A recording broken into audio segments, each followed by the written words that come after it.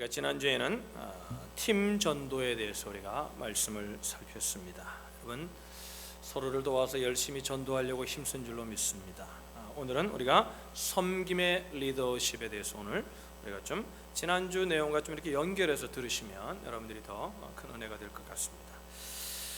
여러분 요즘 교회가 아니라 세상적으로 세상에서 리더십을 연구하는 학자들이 최고로 꼽는 토픽이 뭐냐면 servant 리더십입니다.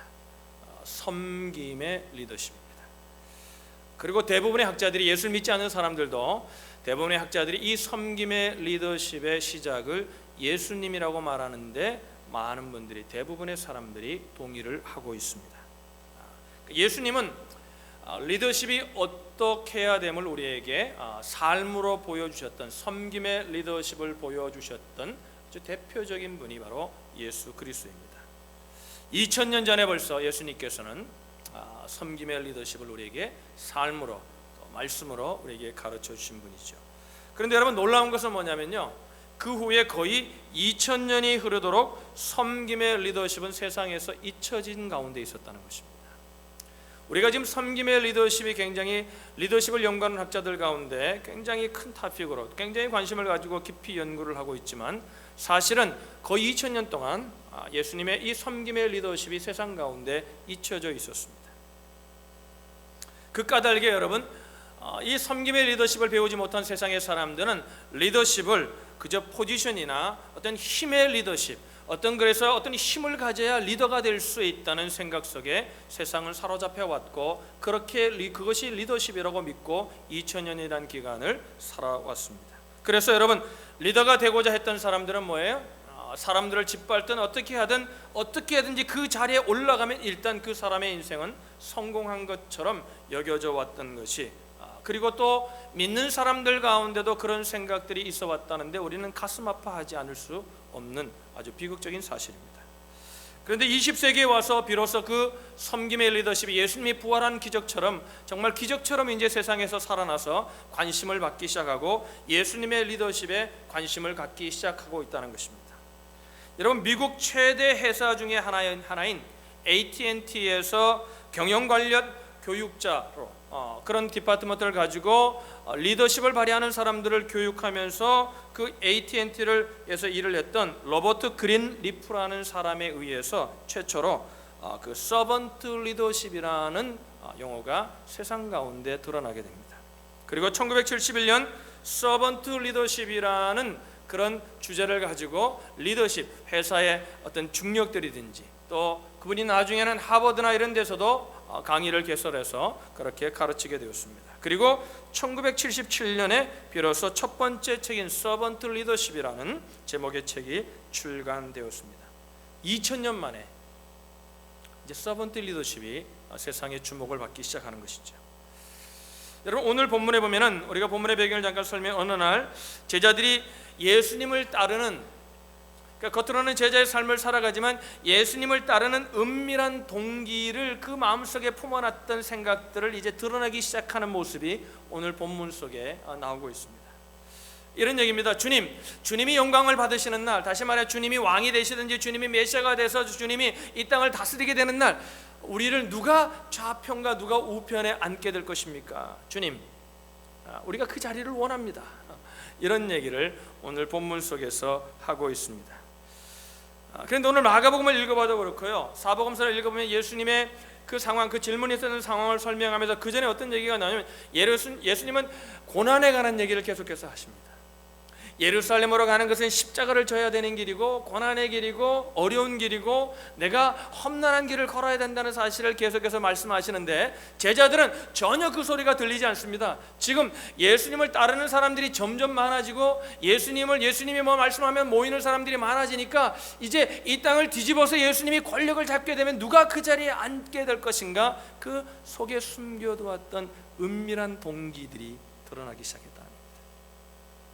우리가 읽지는 않았지만 마가복음 10장 37절의 말씀에 보시면, 성경을 읽는 분들은 열어서 보시면은 이런 말씀이 있습니다. 여짜오되 주의 영광 중에서 우리를 하나는 주의 우편에 하나는 좌편에 앉게 해 주십시오. 그 위에 보면 예수님께 물어요. 예수님 이렇게 되기를 원합니다. 예수님 우리가 좀 원하는 게 있습니다. 그러니까 예수님 이렇게 말해요. 너희가 그러면 뭘 원하느냐, 뭘 해주길 원하느냐. 그러니까 이렇게 얘기한 겁니다. 주님이 영광 가운데 임하면 하나는 편에, 하나는 좌편에 좀 앉게 해주십시오. 좀 높아지겠다는 겁니다. 그러니까 예수님께서 1절하지만 42절로 43절에 이렇게 말합니다. 예수께서 불러다가 이르시되 이방인의 집권자들이 그들을 임의로 주관하고 그 고관들이 그들에게 권세를 부리는 줄을 너희가 알거니와 너희 중에는 그렇지 않을지니 너희 중에 누구든지 크고자 하는 자는 너희를 섬기는 자가 되어야 한다. 예수님의 제자들이 지금 자리에 관심이 있는데 어떻게 하면 좀 높아질까 관심이 있는데 여러분은 어떤지 그건 모르겠습니다. 오늘 이 아침에 나온 여러분과 저 가운데도 어떻게든지 지금 높아지는 자리에 관심이, 여러분 높아지는 게 나쁜 겁니까? 아닙니다. 그게 나쁜 건 아닙니다. 여러분 성공하는 게 나쁜 겁니까? 돈을 많이 버는 게 나쁜 겁니까? 그 자체가 나쁜 것은 아닙니다. 근데 동기가 무엇이냐는 겁니다. 예수님은 그들이 하나는 좌편에 하나는 우편에 앉게 해달라는 그 동기를, 그들의 마음의 중심을 깨뜨려 보시고 이렇게 말씀하는 거예요. 야, 지금 리더십 강의를 하는 겁니다. 리더십 세미나를 하는 겁니다. 그러면서 이렇게 말합니다. 세상은 다 포지션으로 힘으로 봐라. 지금 로마가 우리를 지배하면서 힘으로 군리하는데 내가 추구하는 리더십, 내가 너희들에게 가르쳐 주려고 하는 리더십은 그게 아니다. 섬기는 자가 리더가 된다. 지금 이 얘기를 하고 있습니다.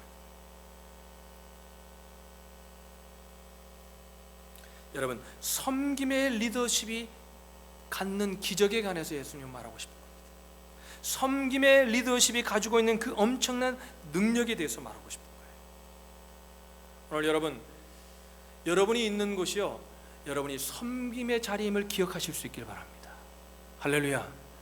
부부와 아내, 자식 관계도 그렇고요, 다 섬김의 자리라고 생각할 때 우리는 세상 사람들이 이해되고 나를 아프게 하는 사람들이 이해가 됩니다. 그러나 우리가 그 자리가 내가 뭔가 나를 추구하는 자리라고 생각하는 순간 우리는 세상과 적이 될 수 있고 세상과 경쟁해야 되는 삶이 될 수 있고 세상에서 평강을 누리는 삶이 아니라 군림하는 삶이 되려고 할 수 있다는 것입니다. 여러분, 우리는 섬김이 갖는 기적에 대해서 주님은 말씀하고 계신데, 그러면 여기서 우리가 한 가지 질문해야 됩니다. 섬김이 왜 기적일까요? 섬김이 왜 기적일까요?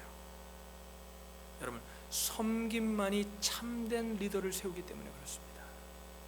여러분, 예수님은 섬김으로 참된 지도자가 되고 으뜸이 된다고 말씀하셨어요. 44절에 보시면 이런 말씀이 있습니다. 우리 성경에 있는 분들은 한번 성경을 펴서 읽어보죠. 마가복음 10장 44절에 보시면요, 이렇게 말해요. 다 같이 읽겠습니다. 시작. 너희 중에 누구든지 으뜸이 되고자 하는 자는 모든 사람의 종이 되어야 하리라. 너희 중에 누구든지 으뜸이 되고자 하느냐, 리더가 되고자 하느냐, 그러면 모든 사람의 종이 되어야 한다. 여러분, 우리가 어때요? 사람들을 어떤 실력으로, 그죠? 사람들을 실력으로 내가 공부를 열심히 해서 내가 어떤 능력을 키워가지고 딱 그 자리에 올라서 사람들에게 딱 군림할 수 있습니다. 할 수 있어요. 그러나 자리가 그 자리에 갔다고 주님 보시기엔 그건 리더십이 아니라는 겁니다. 여러분, 성경이 말하는 리더십은 포지션이 아니라, 어떤 자리가 아니라, 어떤 성공이 아니라 인플루언스, 영향을 주는 것을 리더십이라고 성경은 말합니다. 할렐루야. 모든 사람들을 힘으로 억압할 수 있습니다. 왜 못하겠어요? 리더의 자리에 앉을 수도 있습니다. 대통령도 될 수 있습니다. 한 디파트먼트의 여러분 책임자도 될 수 있습니다. 이것은 힘에 의한 리더십입니다. 결국 역사를 봐도 그렇고요, 그런 리더십은 우리나라를 봐도 그렇고요, 그런 리더십은 어떻게 됩니까? 온전해지지 못한다는 거예요. 멸망한다는 겁니다. 가까이는 어때요? 세계의 독재자들 보세요. 지금 보세요. 어떻게 심판받았어요? 튀니지, 이집트, 예멘, 리비아 보십시오. 영원할 것 같았지만 영원하지 않습니다. 인류는 아직도 자리에 연연하고 아직도 무엇인가 되어야만이 리더십을 발휘할 수 있다고, 그래서 무엇을 하고 있어야, 높은 자리에만 있어야 리더십을 발휘할 수 있다고 세상적인 생각이 교회 안에도 가득하다는 겁니다. 여러분, 이거 참 비극입니다. 어린아이도 리더십을 발휘할 수 있습니다. 영향을 줄 수 있으면, 좋은 영향을 줄 수 있으면. 그래서 제가 주일학교 선생님들이 이렇게 제가 늘 설명을 하고 늘 권면을 드립니다. 주일학교에서 애들이 오면 주일학교 모든 것을 주는 곳으로 생각하게 만들면 안 된다. 그건 잘못 교육하는 것이다. 뭐예요? 애들이 오면 여러분, 선생님들이 청소를 합니다. 청소를 하면 뭐예요? 선생님 혼자 하면 훨씬 빠르고 훨씬 간단하게 끝날 수 있는 청소입니다. 그런데도 뭐예요? 애들을 데리고 같이 해야 합니다. 섬김의 리더십을 가르쳐주고 몸으로 익히도록 해야 합니다. 할렐루야. 교회는 그런 곳이어야 합니다. 그래서 여러분, 오늘 청년들이 몇 주간 밥을 하잖아요. 유학생 교회, 여러분, 내가 유학생들 밥하도록 시킨다 그러니까 목사님들이 다 말렸습니다. 왜? 그러면 청년들 하나도 안 온다. 그래도 많이 와 있잖아요, 여기. 할렐루야. 청년은 오면 다 먹고 그냥 청년들은 주는 거 받는 것으로만 생각한다는 겁니다. 아닙니다. 청년의 때부터 성인이 되었으면 섬김의 리더십을 교회에서 훈련해야 돼. 여기서 훈련해서 어디로 갑니까? 세상에 나가서 그것을 연습해야 합니다. 할렐루야. 아까 애들이 밥을 하는데 제가 아침에 와서 이렇게, 애들이 힘들잖아요. 지들이 또 걱정도 되고 이걸 밥을 어떻게 하나. 그러니까 달림이가 대장이 돼가지고 쫙 하더라고요. 밥을 하는데 보니까 중국집 짜장면 셰프 같아요. 막 촥촥 하면서 막 먹고 앉았다. 그 얼마나 하나님이 기뻐하시죠. 여러분, 그게 리더십이에요. 할렐루야. 교회는 있는 자가, 배운 자가, 능력 있는 자가 리더십을 발휘하는 것이 아니라 예수님처럼 섬기는 자가 리더가 되는 것이 교회여야 합니다. 할렐루야. 인류는 아직도 섬김의 리더십을 배우지 못하고 교회 안에 있으면서도 아직도 내가 리더가 될 수 있다는 생각을 하지 못합니다. 왜? 자리라고 생각하기 때문입니다. 능력이라고 생각하기 때문입니다. 옆에 사람에게 우리가 얘기합시다. 당신이 리더입니다. 리더입니다. 여러분, 로버트 그린리프는 그의 책에서 서번트 리더십을 소개하기 위해서 한 예화를 들기 위해서 우리가 잘 아는 헤르만 헤세가 쓴 동방순례라는 책에 나오는 스토리를 소개합니다. 제가 오래전에 한번 소개했던 스토리죠. 여러분, 어떤 사람들이 헤르만 헤세가 쓴 동방순례라는 책에 보면요, 어떤 사람들이 이제 순례를 가기 위해서 사람들을 모집합니다. 그래가지고 어떤 사람은 진리를 찾아 순례하기 모여서 각양각색의 역시, 어떤 사람은요 동방에 가서 뱀을 잡아가지고 돈을 볼 목적으로 순례단에 참여하기도 하고요. 어떤 사람은요 사랑을 찾아가지고 동방순례단에 오기도 하고, 그러니까 여러 가지 목적으로 사람들이 모여가지고 순례단을 만들어서 이제 순례를 떠납니다. 떠나는데 동방순례단 중에 레오라는 이름의 사람이 있습니다. 하인입니다. 많은 사람들이 먹고 자고 걷는 동안 그는 언제나 묵묵히 섬김의 삶을 삽니다. 사람들이 힘들어하면 노래를 부르고요, 사람들이 힘들어하면요 막 동물 흉내를 내가면서 막 사람들을 웃기기도 하고, 사람들에게 활력을 불어넣어줍니다. 휘파람을 불면서 노래를 부르고 못하는 장기자랑을 해가면서 사람들을 섬깁니다. 그리고 사람들을 만날 때마다 이렇게 묻습니다. 뭘 도와드릴까요? 그 사람들은 다 하인인 줄 알았어요. 정말 하인처럼 섬기니까 뭘 도와드릴까요? 그런데 어느 날 순례단에서 갑자기 이 레오가 사라진 겁니다. 안 보이는 겁니다. 사람들이 염려합니다. 이 레오가 어디 갔나? 무슨 큰일을 당한 게 아닌가? 사람들을 찾습니다. 걱정하며 찾아다닙니다. 그런데 여러분, 정말 심각한 문제는 그 다음부터 시작됩니다. 스토리를 보면 레오가 사라지자 순례길이 더 이상 기쁘지 않습니다. 사람들이 서로 시기하고요, 다투고요, 사람들이요 막 이제하고요 다투고, 그래서 결국은요 순례길을 포기합니다. 그때 그들이 비로소 모든 사람들이 마음속으로 깊은 사실 하나를 깨닫습니다. 무엇을 깨닫냐면요, 그 순례단의 진정한 리더는 하인이었던 레오라는 사실을 깨닫습니다. 할렐루야. 레오가 없어지자 더 이상 순례길이 행복하지 않은 거예요. 더 이상 기쁘지 않은 거예요. 실제로 먼 훗날에 순례단의 사람들이 레오를 만납니다. 만났더니요, 레오가 하인이 아니었습니다. 그 순례단을 모집했던 교단의 지도자였습니다. 사람들이 감동합니다. 그가 가졌던 리더십이 어떤 리더십입니까? 서번트 리더십입니다. 할렐루야. 여러분, 그 헤르만 헤세는요, 여러분 아시는 분은 알겠지만 헤르만 헤세는 여러분 인도의 선교사의 아들로 자라왔습니다. 그래서 아버지를 통해 성경을 보며 리더십이 어떤 것인지를 몸으로 배운 사람이었습니다. 나중에 신학교까지 갔었죠. 그래서 그는 그의 사명이 글로서 복음을 전하는 일이라고 생각을 하고 그는 그 동방순례라는 책에서 예수님의 리더십을 우리에게 소개하고 있는 것입니다. 여러분, 섬김이 참된 리더를 만듭니다. 섬김만이 리더의 기적을 가져옵니다. 할렐루야. 여러분, 가정에서, 직장에서 여러분이 도와줄 사람이 있는가, 내가 손을 내밀어야 될 사람이 있는가를 바라보게 되면 여러분이 리더가 되는 겁니다. 할렐루야. 아무리 높은 자리에 있어도, 아무리 좋은 자리에 있어도 우리가 우리의 손을 내밀지 않고 그 자리를 그냥 나를 위해서 하면 그건 리더의 자리가 아닙니다.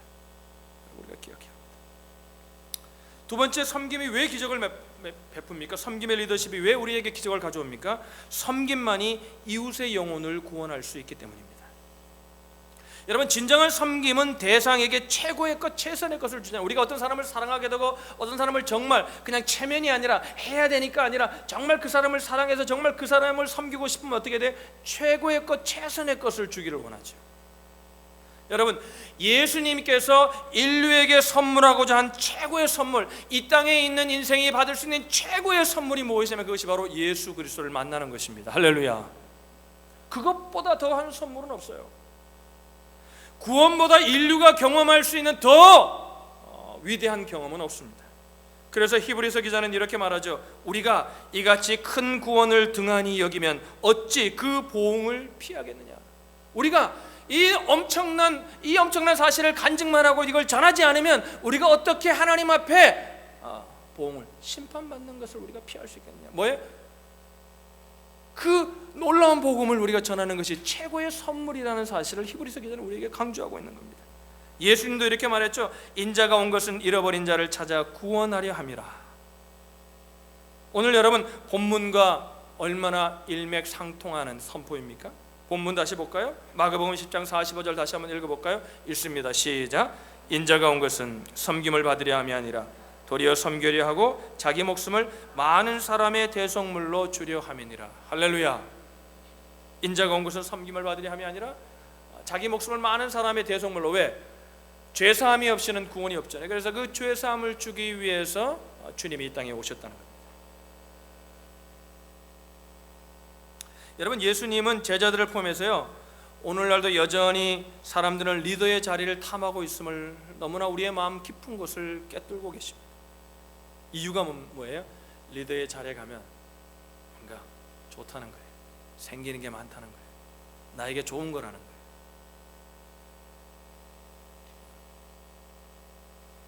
좋긴 좋은 거예요. 좋은 거에 나쁘다는 얘기 아니에요. 그러나 여러분, 그 아무리 높은 곳에 올라가도 뭐예요? 우리가 섬김의 리더십을 발휘하지 못하면 그것은 예수님과 아무런 상관이 없다는 겁니다. 기독교 역사 가운데요, 참 수치스러운 역사가 있습니다. 우리가 잘 아는 십자군 전쟁은 기독교 최악의 사건입니다. 그들은 어떻게 생각했습니까? 예루살렘을 힘으로 점령하면 이 땅을 복음화할 수 있다고 생각했습니다. 십자군 전쟁을 하면. 오늘날 여러분, 저와 여러분은 어떤지요? 오늘 내가 이렇게 많이 벌고 돈을 많이 벌고 내가 성공하면 하나님의 영광을 위해서 내가 하나님 나라를 확장할 수 있다. 여러분, 지금 이 자리에서 하지 않으면 그땐 되지 않습니다. 할렐루야. 그때는 더 큰 사람이 되길 원해요. 십자군 전쟁을 하는 것처럼. 예수님이 가르쳐 줬잖아요. 예수님이 만약에 여러분 힘으로 해서 이 땅을 복음화하려면 하실 수 있는 분이 아니에요. 하실 수 있는 분이에요. 하나님이시니까 다 예수 믿게 할 수 있죠. 강제로 그냥 생각을 확 바꿔가지고. 근데 왜 그렇게 안 하신 거예요? 사람들 묻더라고요. 정말 그런 질문하는 사람 보면요, 여러분 초신자면 내가 이해를 하겠는데요, 예수 오래 믿는 데서 그런 질문 하잖아요. 왜 예수님이 그렇게 안 했냐는 거예요. 왜 예수님이 선악과를 따먹게 했냐는 거예요. 그 현대인들이 생각을 안 하는 겁니다. 믿음이 없어도 이해가 되는 말이거든요. 어떻게 이해가 되죠? 여러분, 하나님이 우리를 왜 만드셨습니까? 사랑의 관계, 사랑하자고 관계를 맺자고 만드셨잖아요. 그런데 보세요, 자원하지 않는 사랑이 무슨 사랑입니까? 자원하지 않는 관계가 무슨 관계입니까? 그냥 원하는 대로 프로그램 돼가지고 그냥 내가 원하는 대로, 하나님이 원하는 대로 하면 그게 무슨 사랑이에요? 사랑이 아니잖아요. 그거는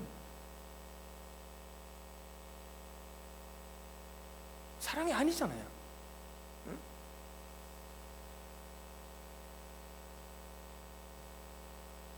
무력으로 해서 하는 건 사랑이 아니에요. 참, 여러분, 우리가 예수를 믿을 때 어떻게 믿어야 됩니까? 누가 막 무시해서, 어떤 분이 그래요. 예수 믿으세요. 그냥 믿으면 돼요. 그것처럼 여러분 절망적인 말이 없어요. 안 믿어지는데 어떻게 믿어요? 그래서 뭐 제가 그러잖아요. 인생에 한 번은 모태신앙이라는데, 여러분, 모태신앙이고 뭐고 상관이 없습니다. 자기가 예수를 믿는 거니까 한 번은 예수님을 자기 힘으로, 자기의 의지로 예수님을 영접하는 순간이 한 번은 있어야 되는 거예요, 인생에. 할렐루야. 그래야 흔들리지 않는 믿음이 되는 거죠. 그래서 예수님은 어떻게 하신 거예요? 섬김으로 리더십을 발휘하셨다는 거예요. 그래서 우리가 섬겨야 영혼을 구원할 수 있지 않겠어요? 그래서 그분들이 결정을 해야 되지 않겠어요? 보세요. 십자가만을 통해서 구원을 이룰 수 있다 그러는데 십자군의 길을 걸으려고 하는 성도들이 얼마나 많습니까? 마가복음 10장 38절에 보면요, 예수께서 이르시되 너희는 너희가 구하는 것을 알지 못하는도다. 내가 마시는 잔을 너희가 마실 수 있으며 내가 받는 세례를 너희가 받을 수 있느냐. 예수께서 너희가 알지 못하는 거, 그러니까 좌편 우편에 앉게 달라니까 예수님 이름 하니까, 이야 정말 한심하다 니들. 성경에 이제 고상하게 썼지만 이런 얘기, 뉘앙스가 이런 얘기, 한심하다 너, 그것도 모르냐 아직도. 내가 그렇게 얘기했는데 아직도 이해를 못하니? 그러면서 뭐라 그러는 거예요? 네가 정말 내가 마실 잔을 마실 수 있냐는 거예요. 고난의 잔을 마실 수 있냐는 거예요. 내가 받는 고난의 세례를 받을 수 있냐는 거예요. 예수님 때문에 우리가 다른 사람을 섬기다 보면요, 저도 여러분 우리 솔직해지십시다. 오늘 아침에 내가 솔직하게 저도 제 마음을 좀 표현을 할게요. 여러분 잘 들으세요. 저도 영혼을 섬기고 하다 보면요, 어떨 때는요 안이 꼽고 메시꼽고 더럽고 치사할 때가 있어요. 사랑을 주는데요, 아재가지고 낼름낼름 맞고요, 당연히 그러는 것처럼 있으면 딱 보면요 한두 번은 그냥 하는데요, 서너 번 되면요 사람이 막 화가 올라옵니다. 이게 정말 주여 올라와요. 그죠? 그럴 때도 뭐예요? 주님을 바라보고 내 마음을 숙이면서 내가 그 사람에게 고개 숙일 아무런 이유가 없음에도 불구하고 내가 고개를 숙일 때, 여러분 그때 섬김을 보일 때 주님의 은혜가 임합니다. 할렐루야, 할렐루야. 이거 봉사하다 보면 그러잖아요. 학령이 보고 내가 그러잖아요. 학령아, 찬양 좀 이렇게 할 수 없니? 저렇게 할 수... 학생이 이 정도만 해준 거 전도사만큼 하잖아요. 새벽에도 나와가지고 그냥 목소리 안 하는데 뭐 감기 걸려도 나와가지고 하잖아요. 그렇게 잘하면 칭찬을 먼저, 목사님이 나를 그렇게 할 수 있냐? 학령이가 그러진 않아요. 얘는 그러진 않아요. 그런데 그럴 수 있다는 거죠. 근데 그런 마음이 들매도 불구하고 내가 예수님을 바라보면서 그래도 내가 그 마음, 내 감정을 따라가지 않고 주님의 삶을 본받으려고 할 때 하나님의 은혜가 임하는 겁니다. 할렐루야. 밥을 하다 보면 그렇잖아요. 그렇게 실질 얘기를 합시다. 막 먹다면 열심히 봉사하는데 앉아가지고 싹싹 눈치 보면서 그 깨부리는 사람들 보잖아요. 보면 막 화가 나잖아요. 그러면서도 그 사람을 향하여 웃으면서 자매님, 형제님, 그러면서 그렇게 할 때 내가 내 감정을 억누르고 그래도 화를 내지만 내 감정에 따라 하지 않고 섬기려고 할 때 주님의 은혜가 임하는 거거든요. 할렐루야. 근데 내가 만약 하다가 이렇게 합시다. 참다가 화가 났어요. 당신 그거밖에 못해. 그러면 뭐예요? 그 부엌이 싸늘해지는 거거든요. 주님의 은혜가 떠나가는 거거든요. 부부 사이도 그렇잖아요. 부부 사이도 섬김의 관계잖아요. 할렐루야. 서로를 도와주는 관계잖아요. 왜? 아내가 좀 마음에 안 들어요. 그럼 뭐예요? 당신 이거 참 잘하네. 칭찬을 하고, 그죠? 마음에 안 들어도 그냥 기도를 해야지. 하나님 그 마음에 깨닫게 해주십시오. 그래야지. 왜 결혼했어? 이딴 식으로 할 거야? 그러면 또 아내가 가만히 있습니까? 20대는 참아요. 근데 30도 할 때면 뭐 이러고 일어나면 이제 가정이 불안해지면 뭐예요? 애들이 불안하고 뭐예요? 가정이 천국이 아니라 지옥이 되는 거죠. 내가 섬기는 자라고 생각할 때 참을 수 있잖아요. 섬기는 자라고 생각할 때 그 사람의 잘못이 이해되고 그럴 수도 있겠다는 생각을 할 수 있잖아요. 할렐루야. 그럴 때 영혼들을 구원할 수 있죠. 그런데 예수 믿는 사람이요, 교회 와가지고는 찬양을 하고 하나님을 찬양하고, 그게 나쁘다는 게 아닙니다. 찬양하고 은혜 받았다 그러면서도 삶에 돌아가면요, 주위에 내가 도와줘야 될 사람이 있는지, 아파하는 사람이 있는지 생각도 안 하고 내 것 챙기고 내 것 챙기고 내 것 챙기고 내 것 챙기고, 권력의 자리에, 이익의 자리에 가장 앞서서 하니까 예수 믿는 사람이 지금 세상에서 뭐라 그럽니까? 개독교라 그러는, 개독교. 나는 우리 애들이, 청년 애들이 몇 년 전에 개독교라 그래서 목사님 그런 웹사이트가 있어요, 가서 보세요. 그래서 나는 애가 발음을 잘못한 줄 알았어요. 개잖아요. 개다가 어만 빼면 기독교잖아요. 그래서 기독교 사이트인가 보다, 청년 애들이. 근데 개독교라 그러잖아요. 왜 개독교라 그래? 개들이 믿는 종교라는 거예요. 그래서 사람이 믿는 종교가 아니라는 거예요. 우리가 왜 그 소리를 듣습니까? 교회 와서는 눈물 콧물 흘리면서 경쟁하고 사람들을 짓누르고 사람들을 적어서 자기가 높아져야 된다고 생각하는 거예요. 섬김의 자리에 있지 않는 거예요. 할렐루야. 십자군의 길을 걷는 거예요. 십자군 전쟁을 하고 있는 거예요. 세상을 사는데 십자가에, 요거 뒤에 따르면 바꾸면 아름다운 삶이거든요. 할렐루야. 십자군 전쟁이 아니라 십자가의 길, 이렇게 걸으면 되는 거거든요. 근데 똑같이 십자가를 졌는데 십자군 전쟁을 하고 있습니다. 세상을. 십자가의 길을 걷지 않습니다.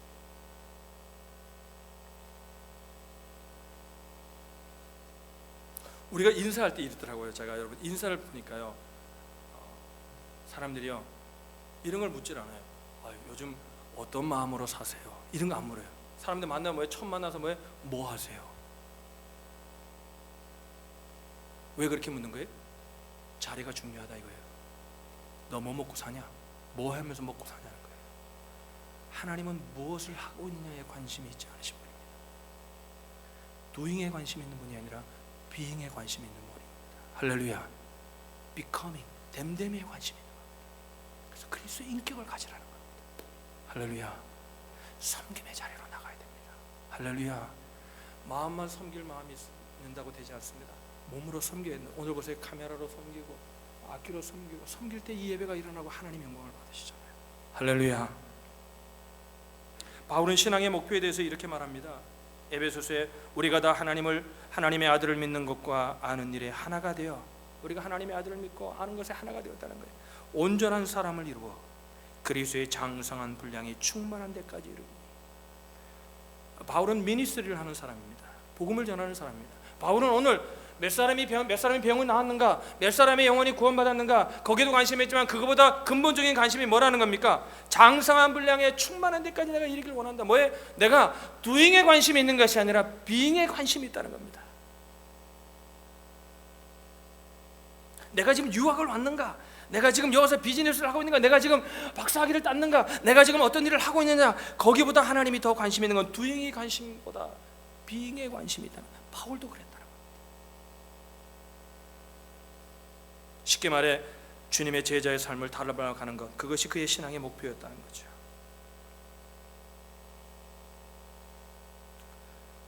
여러분, 섬기면 섬길수록 예수님을 닮습니다. 할렐루야.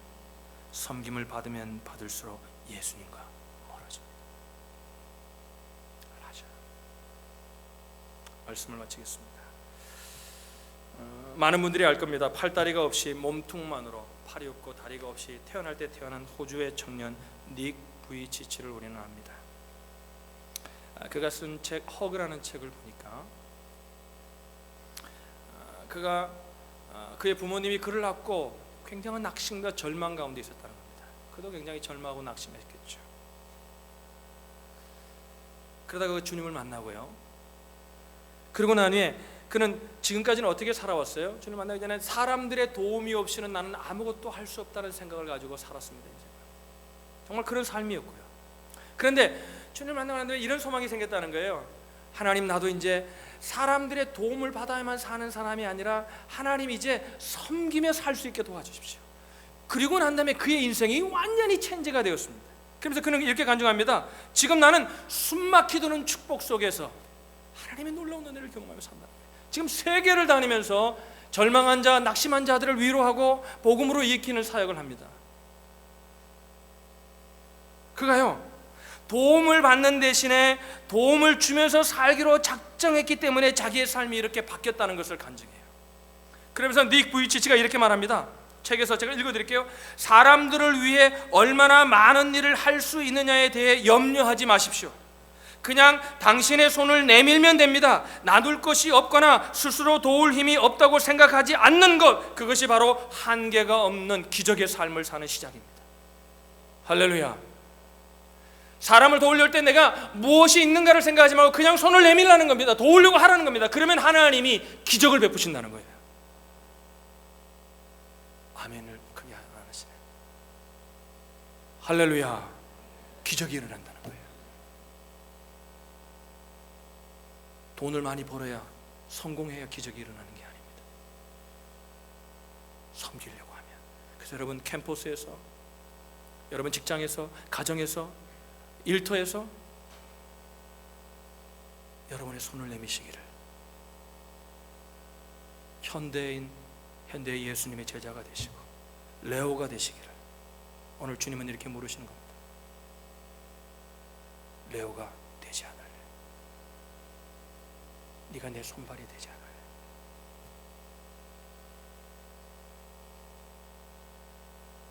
오늘 이 물문 한번